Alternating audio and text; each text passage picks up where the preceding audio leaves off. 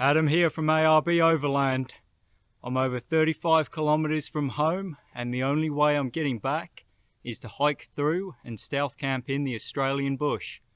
I'm going to be traveling solo and without a resupply, so stay tuned to see how the next 3 days unfold and to find out if I make it home or if I have to call for an evac.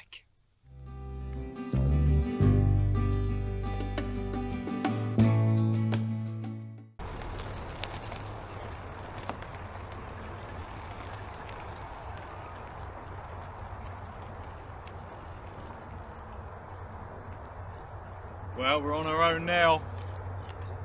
Throw this pack on and we'll get going.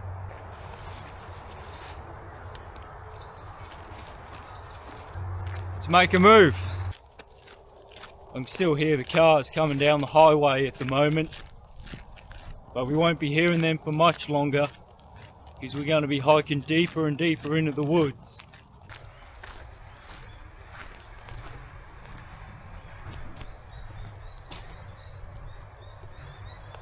Wood ducks just taking off.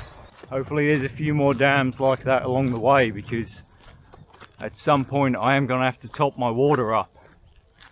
I've only got a little over 4 litres on me, and I've got to stretch that out across 3 days if I can't fill up anywhere. So when I plotted this route on the map, it worked out 35 kilometres.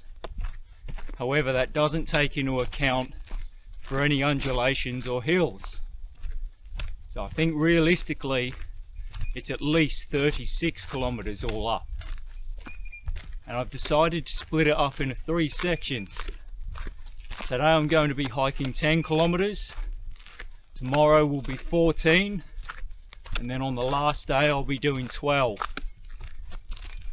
And I decided to split it up that way, not so much because of the distance, but because of where the sites are that I would like to camp.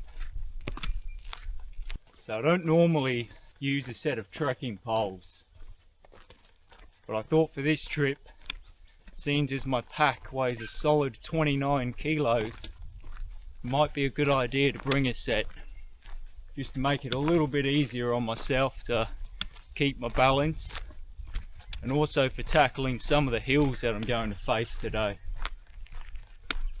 The other reason for bringing them is because I've got something special in store for later on. But rather than tell you about it, I'll show you later. So I mentioned that my rucksack weighs 29 kilos.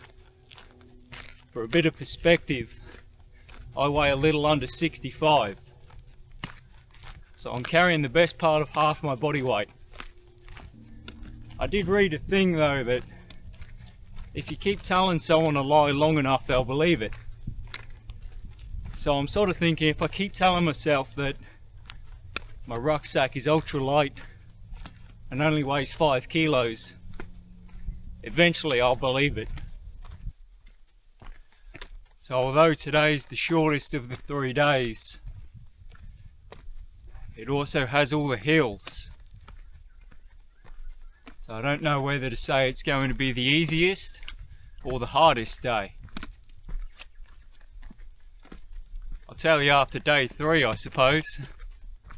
Just stopped to have a quick bite to eat. I'm going to have a few nuts, and also going to have a little bit of this, which is some homemade Kendal mint cake. And it's basically just sugar, water, a little bit of glucose syrup and peppermint oil. And the reason I made some homemade stuff was because I haven't been able to find this in Australia. It's pretty popular in the UK though. So if you can find it in Australia, leave me a comment and let me know where. Minty, sugary goodness. I'll save the rest for later, or I'll have no teeth left by the end of today. Well, it might not look much on camera, but we're well and truly into the hills now. They're sort of short, sharp, and really loose and rocky.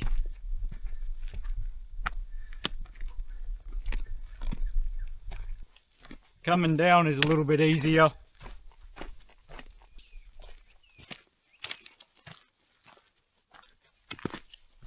Well, it's almost midday, and I've been keeping an eye out for a nice spot to have a morning brew, and I think I've just found it.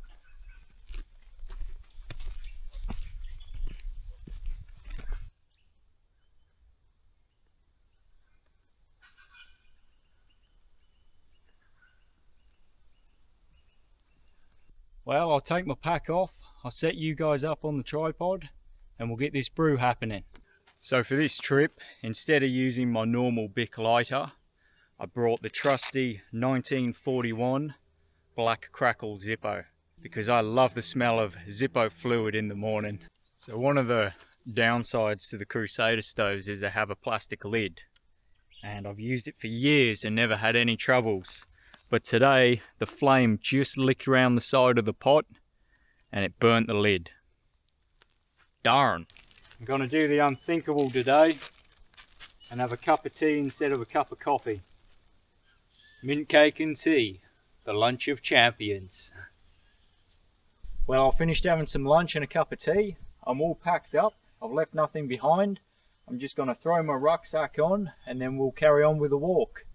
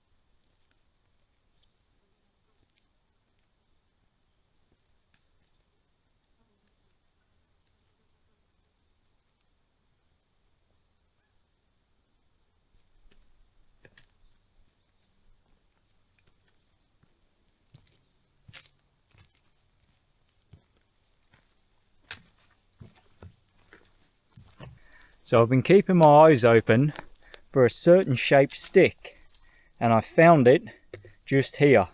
So I'm going to cut this off about there, there and there, and I've got a project in mind for this later in the evening.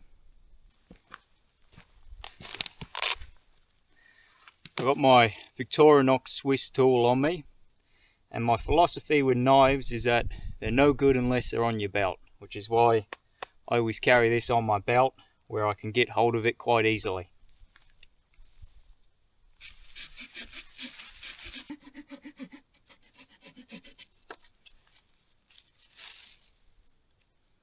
There we go. We'll put that in my pack for Ron later on. So this forest is actually a designated logging area as well, which is why if you look around me you can see a lot of cut trees. Well, I've come off the track and I've walked about a couple hundred meters through the bush, and I've just found the campsite now. So I'll turn you guys round and you can have a look as well. So there you have it. This is tonight's campsite. I'll take my pack off anyway and I'll start setting up for the night.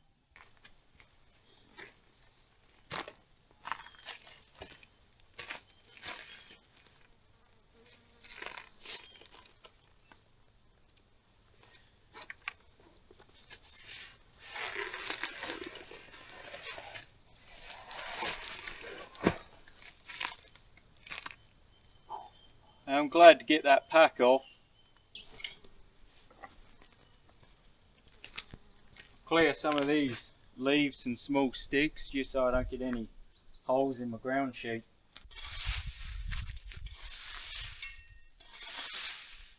A few of the more decent sized sticks I'll pick up and I'll save, because I might use them as fuel for my Crusader stove.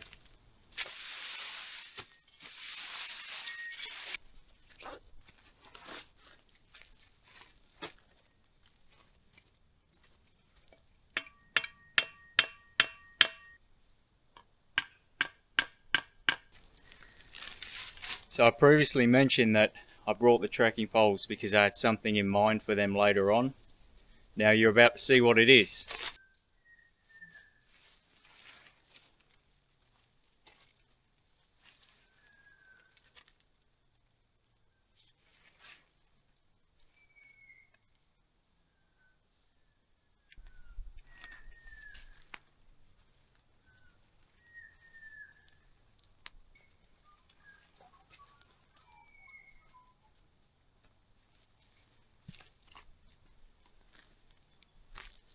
So earlier you saw me cut this stick, and my original plan was to sharpen up this end, clean that bit off, and use it as an extra tent peg, because I only have 7 tent pegs and usually I need at least 8.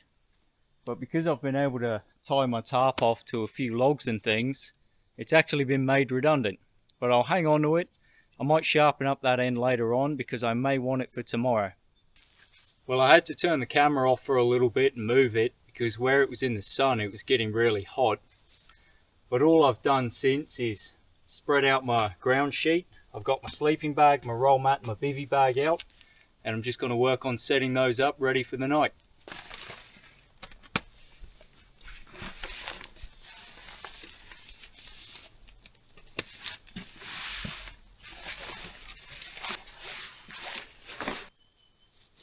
So for this trip, I decided to bring my lightweight sleeping bag.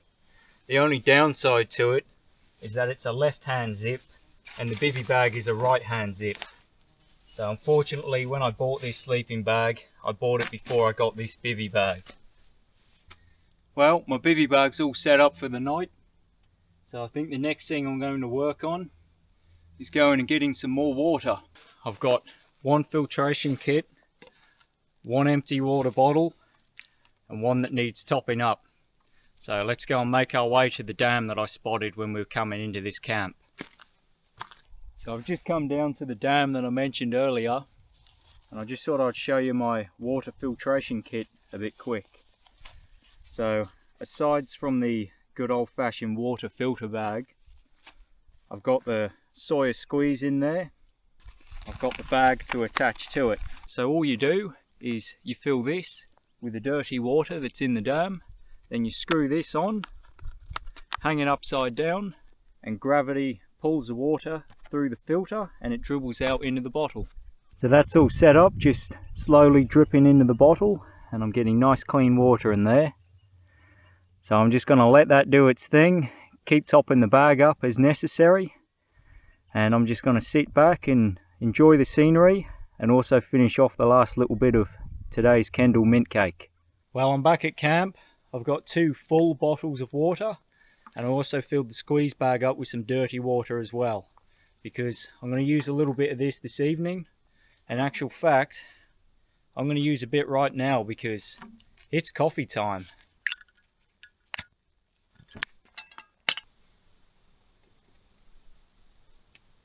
Nice cup of joe. Well, I've just had a nice cup of coffee. The sun's starting to set, so I think it's about time to start cooking dinner. And for dinner, I have Heinz big and chunky beef and veggies. So, not a bad feed.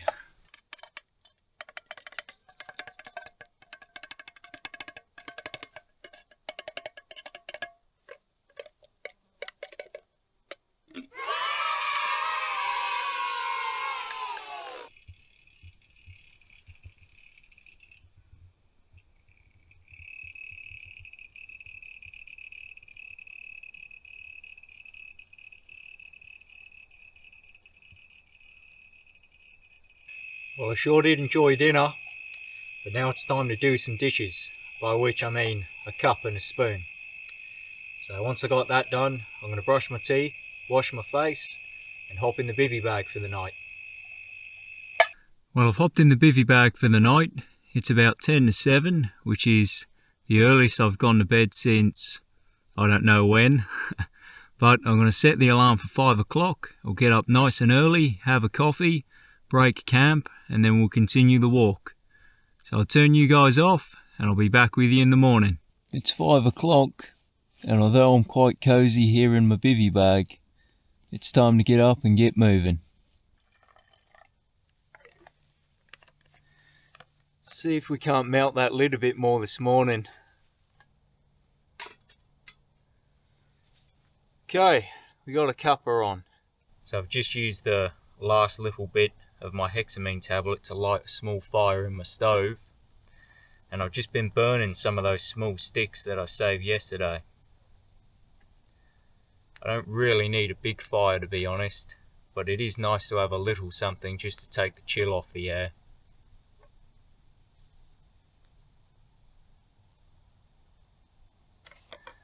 I'm just filtering through the last of the water that I got yesterday, and that way I should have pretty much 2 full water bottles plus a full canteen in my Crusader stove, which should be more than enough water to see me through today. And I'll also try and find another dam or somewhere to top up along the way. Well, the sun's starting to come up now, so I'm going to start packing everything up, which is basically going to be a reverse of what I did to set up. So I didn't pick up on this yesterday, but it looks like there was an ant's nest below where I've put my ground sheet, and in the middle of the night the ants have chewed through my ground sheet. Unbelievable. Luckily though, there's no hole in the bottom of my bivvy bag. Little buggers. Man, I'm super lucky those ants didn't chew through my bivvy bag as well. That would have really annoyed me. I guess that's why I use a ground sheet. So one of the things I have on all the key points of my tarp is jungle knots, which I'm going to do a future video on how to make these, so keep an eye out for that. I'm all packed up, I've had a check round, I've left nothing behind, so I'm just going to throw the rucksack on and then we'll walk out the forest and get back on the trail.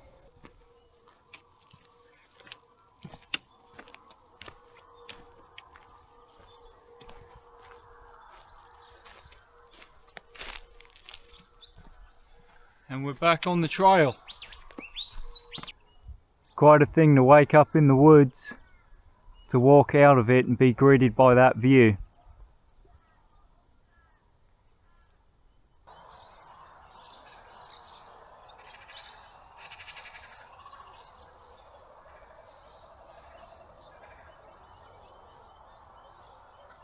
I'm slowly working my way out of the forest, and I can hear the highway up ahead, which is where I'll come out and I'll cross over. Well, as you can see, I'm well and truly out of the forest now, and I'm just about to cross over the highway, where I'll then have a 9-kilometer walk ahead of me along gravel roads where I'll be surrounded by farmland. After that, I'll eventually turn off and make my way into another forest where I'll be camping for the night.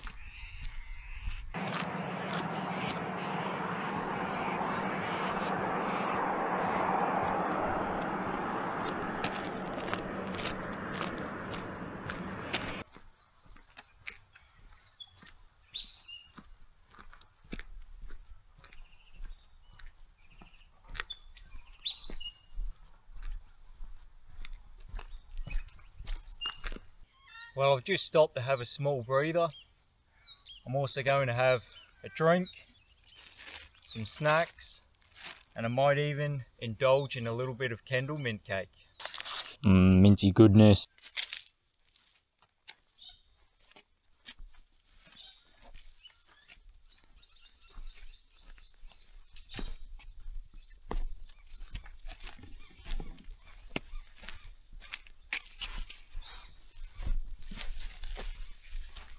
So if ever I'm using my trekking poles for an extended period of time on a hard surface, like compacted gravel or rock, what I do is I put these rubber boots on the ends.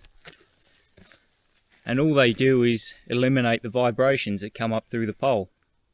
So they're pretty simple. They're just a rubber boot with a piece of steel up in the end so that the tip of the trekking pole doesn't wear through it. Well, I found a pretty decent spot on the side of the road, so I've just stopped for a little bit to have some lunch. Once again, I've got tuna and crackers, and I'm also going to rehydrate.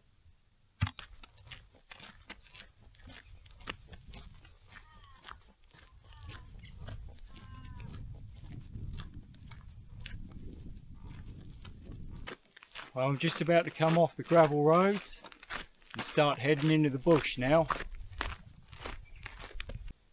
Something I've just come across is this big old hollowed out log, and I'd say the foxes have been using it as a den. I'm well and truly in the woods now, so I've probably got another 800 meters to go before I'll get off the trail. I'll hike straight into the forest, and there's a spot that I've previously recce'd that I would like to camp at. I think this is about me here. So when I get off the trails and I start hiking through the forest like this, what I generally try and do is find a good game trail, one that's well established, and I use that to make my way through the forest, and it just makes walking through a lot easier. One of the things I quite often do as well, if I'm going on any really steep or uneven sections, I would take my hand out of the lanyard on my trekking pole. That way if I fall over, I can let go of it if need be and put my hands out.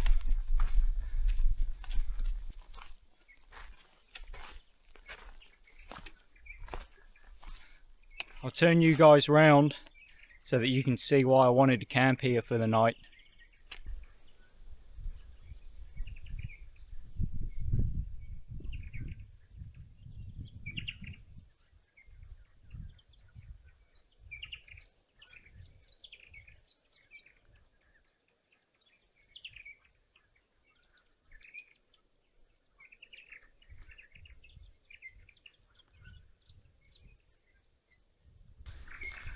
So I've had a bit of a look round, and this is about the best spot to camp up here. Everywhere is pretty uneven and rocky, so I'm going to make this work. I'm going to set my tarps up a little bit differently to what I did last night, mainly because of the lay of the land, but also because I fancy trying something different. So the ground up here is absolutely covered in these. They fall out the conifer trees that are growing here. So I'm going to have to clear them all out the way, because that underneath my sleeping mat is going to be pretty uncomfortable.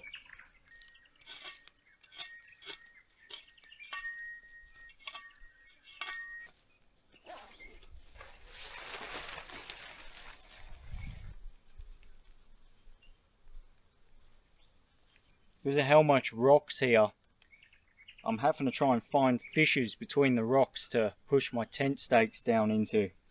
Well, it's slowly coming together. So what I've done is pitch this tarp with the low end facing west, and the reason for that is because generally all the rain and the bad weather comes from the west and the southwest. So by doing that, it just helps to give me a little bit of protection from the elements.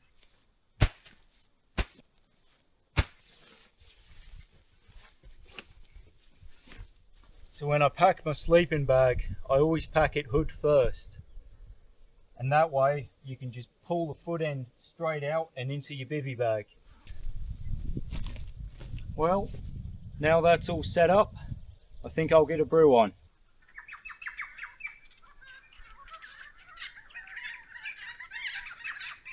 It's moments like this, when you've got a nice camp spot, a stunning view, and a good cup of coffee, that make it all worthwhile.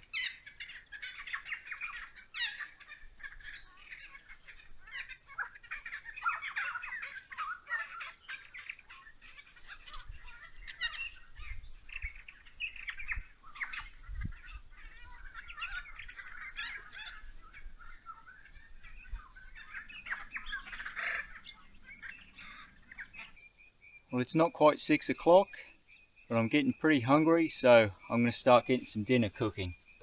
And tonight, I've got Heinz Big and Chunky peppered steak.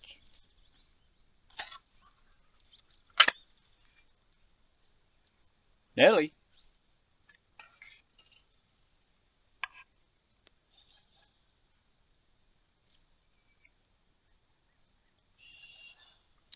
I think that's done. Well, I'm going to sit back, enjoy my dinner, and watch the sunset.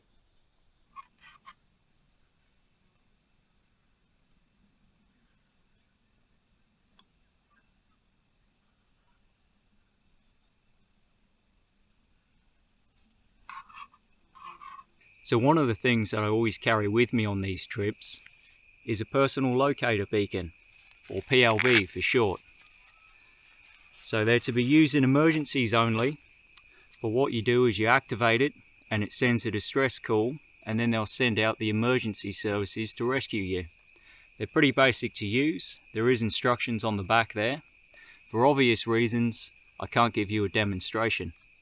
This one's a few years old now, but the new ones are about half the size, and they also have a small LED in them that lights up to say that they've received your distress call and that help is on its way, which I think is a really good idea, because if you're in a really bad situation and you activate one of these and then you see that little light come on to say that help's on its way, it just encourages you to stay put and to hold on a little bit longer. Well, as you can see, I've hopped in the bivvy bag for the night. It is quite early, but I've done everything I want to do for the day, and sat outside I'm just getting carried away by mosquitoes. So I'm looking forward to getting a good night's rest, waking up in the morning feeling refreshed, and then carrying on and completing the last section of this walk and making my way back home. So I'll turn you guys off and I'll be back with you in the morning. It's 6 o'clock. It's still dark out, but nevertheless, it's time to get up and make myself a coffee.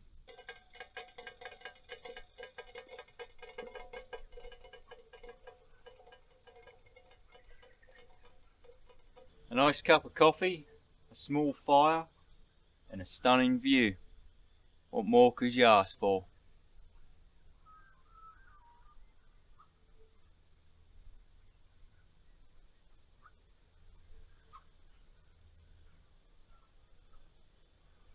I've finished having a coffee and some breakfast, so now it's time to start packing up. I wish they made stuff sacks square instead of round. That way everything would fit into your pack a lot better. So I'm all packed up now. I've had a check round and made sure I've left no rubbish or any of my gear behind. So I'm just going to throw the pack on and then we'll make our way through the woods and back onto the trail. So rather than hike back out the way I came in, I'm actually going to cut through the woods and then get on the trail.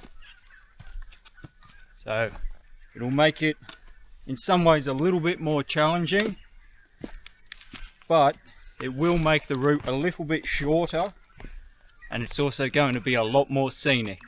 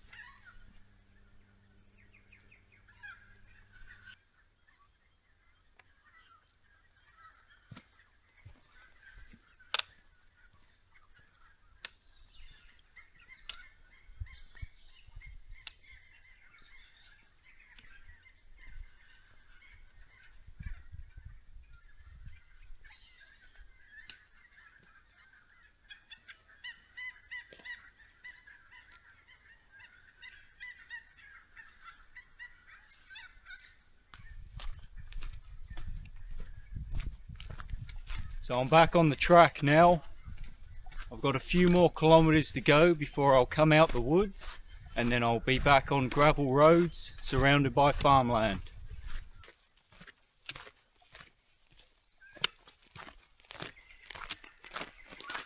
Well, I'm out of the forest now, and I've probably got another 8 kilometers of gravel roads ahead of me before my journey reaches its conclusion.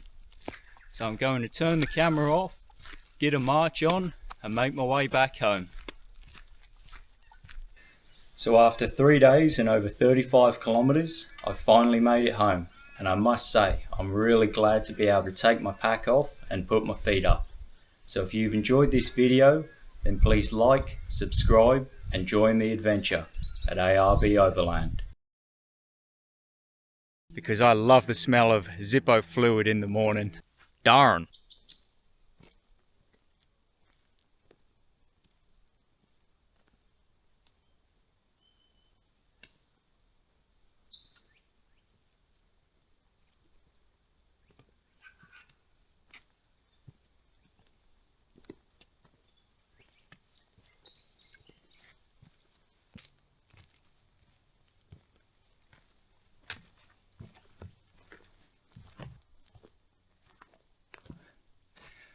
It's quite tiring filming those sorts of shots. I'll be honest, taking the pack on and off, it's quite a thing in itself. There we go. We'll put that in my pack for Ron later on. I'm glad to have found it actually.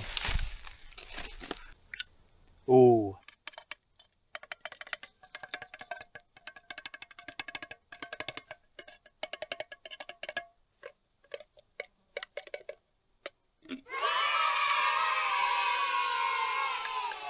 Little buggers. And I might even indulge in a little bit of Kendall mint cake. Minty goodness. Why not? It'll just give me a little bit of protection from the elements. I can't even English some days. Nelly, can you see me right? It's quite a nice seat this. Oh.